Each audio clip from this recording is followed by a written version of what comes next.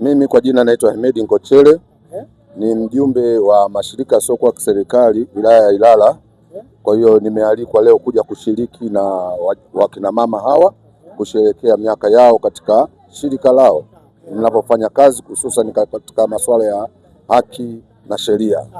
Na pengine ni kitu gani tumeshuhudia kwamba kongamano hili linaenda kuhusisha kina mama zaidi? Wewe kama kiongozi, mimi ni kiongozi, ni namna gani mnaenda kuwapa elimu, lakini pia wakina mama hawa endapo kama utapata fursa ya kwenda kuwapa wasaa kidogo? Ninachofikiria sana wakina mama ni kuwashukuru sana kwa juhudi kubwa wanazozifanya, lakini vile vile kuendelea kuwakumbusha katika masuala ya malezi. Leo ni siku ya kudhibiti na kupambana na dawa za kulevya duniani. Nahisi kwamba nikipata nafasi nikawakumbusha wakina mama kuhusiana na jukumu hili kwamba la watoto wetu wanaotumia dawa za kulevya, tuone tunaweza tukawasaidiaje. Kwa kuwa na sisi tunatoa elimu hii dhidi ya dawa za kulevya, tunaamini mama ndiye mlezi wa kwanza. Kwa hiyo kuna watoto wana changamoto nyingi za utumiaji wa dawa za kulevya, lakini na maadili yameshuka. Kwa nini yanashuka? Kwa hiyo unakuta malezi huenda yako kwa mama tu. Kwa hiyo na mama leo ajue kwamba na baba anatakiwa kushiriki katika masuala ya malezi. Kwa hiyo na katika dawa za kulevya tunafikiria kwamba tuwahusie, kama kuna wakina mama wanajihusisha na matumizi hayo, mapombe, sigara na dawa na vitu vingine, kokaini, heroin, asiwaviache. Na kama wanafanya hiyo biashara, kwa sababu wengine wajane wanasema nifanye hivi ili niweze kuondokana na majukumu matatizo, kwa hiyo anaweza kuingia katika mfumo kama huo wa kutumia dawa za kulevya kwa kuuza, ima kwa kutumia.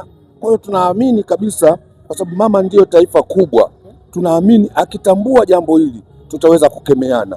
Kwa hiyo kubwa, nashukuru sana kualikwa katika kongamano kama hili, nikiamini linakuja kuzungumzia habari za haki, mambo ya sheria, lakini na jinsi gani mwanamama anaweza kuishi katika jamii yake.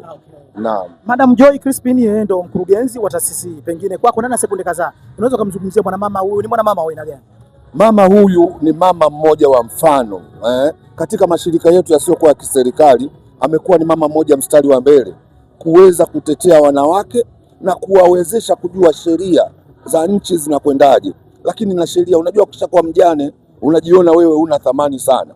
Kwa hiyo mama huyu anatumia nafasi ile ya kuweza kumwelimisha kwamba wewe ni mjane, una haki zako za msingi. Kama kuna manyanyaso mengine unayopata, una mwanasheria, basi mama huyu anamwelekeza tunafanyaje na tunakusaidia kukupeleka katika sheria. Kwa hiyo naona juhudi zake kubwa, hususan shirika lake limeweza likifanya vizuri sana katika wilaya yetu ya Ilala.